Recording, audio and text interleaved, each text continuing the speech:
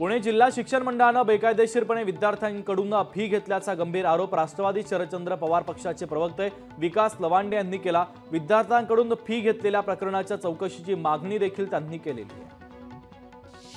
सोलापूरमध्ये प्राथमिक शिक्षक संघटनेने आक्रोश मोर्चा काढला। शासनाच्या धोरणाच्या विरोधात शिक्षक संघटनेने आक्रोश मोर्चा काढला। जुनी पेन्शन योजना लागू करण्याची शिक्षकांनी प्रमुख मागणी केलेली आहे।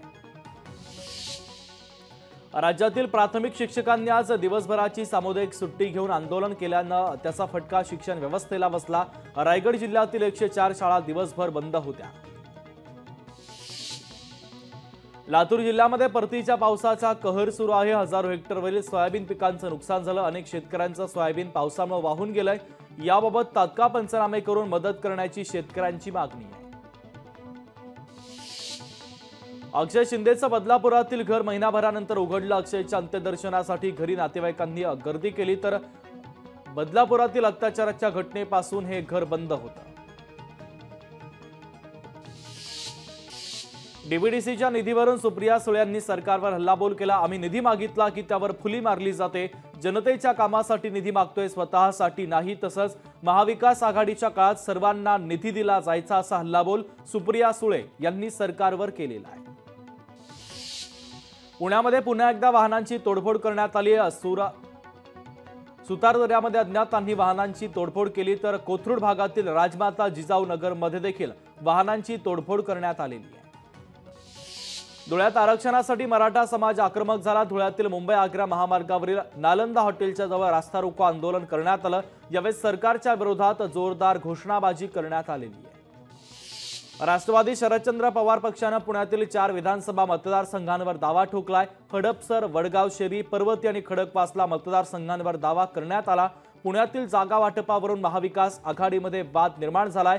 काँग्रेसचाही पुण्यातील 3 मतदारसंघांवर दावा आहे।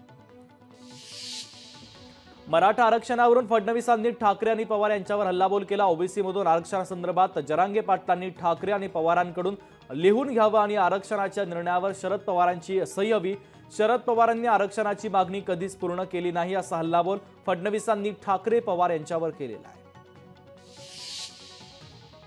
कर्जत तालुक्यातील 4 गावांच्या ग्रामस्थांनी उपोषण केलं। गावातील रस्त्यांची दुरावस्था असल्याच्या निषेधार्थ उपोषण करण्यात आलं। तातडीने रस्ता दुरुस्त करण्याची मागणी उपोषणकर्त्यांनी केली, तर रस्त्यावरील खड्ड्यांवर नागरिकांचे हाल होत असल्याचा आरोप यावेळी करण्यात आलेला आहे। कुर्ल्यातील शिवसेना उद्धव बाळासाहेब ठाकरे पक्षाच्या उमेदवाराला संभाजी ब्रिगेडनं विरोध केला। संभाव्य उमेदवार प्रवीणा मोरजकरांना संभाजी ब्रिगेडनं विरोध केला। संभाजी ब्रिगेडनं उद्धव ठाकरेंना या संदर्भात पत्रही लिहिलेलं आहे। प्रशांत शितोळे दौंड विधानसभेसाठी लढण्यास इच्छुक आहे। प्रशांत शितोळे यांच्याकडनं जयंत पाटलांकडे उमेदवारीची मागणी करण्यात आली। प्रशांत शितोळे सुप्रिया सुळे यांचे विश्वासू मानले जातात। दौंड विधानसभेसाठी राष्ट्रवादी शरदचंद्र पवार पक्षामध्ये इच्छुकांची संख्या आता वाढत चालली आहे। चिंचवडची जागा राष्ट्रवादीला द्या, अन्यथा पर्याय शोधू, असा इशारा राष्ट्रवादीतील माजी नगरसेवकांनी अजित पवारांना दिला। जागा राष्ट्रवादीला न मिळाल्यास महाविकास आघाडीमध्ये जाण्याचा इशारा देण्यात आला। भाजपचा प्रचार देखील करणार नसल्याचा समर्थकांनी निर्धार केलेला आहे। रायगड जिल्हाधिकारी कार्यालयाच्या समोर शिक्षकांनी मोर्चा काढला। प्रलंबित मागण्या तातडीने पूर्ण करण्याची मागणी शिक्षकांनी केली। मागण्या मान्य न झाल्यास तीव्र आंदोलनाचा इशारा देण्यात आलेला आहे। वक्फ बोर्ड बिलावरून ओवैसी यांनी केंद्र सरकारवर हल्लाबोल केला। वक्फ बोर्डाची संपत्ती लाटण्यासाठी बिल आणल्याची टीका ओवैसी यांनी केली।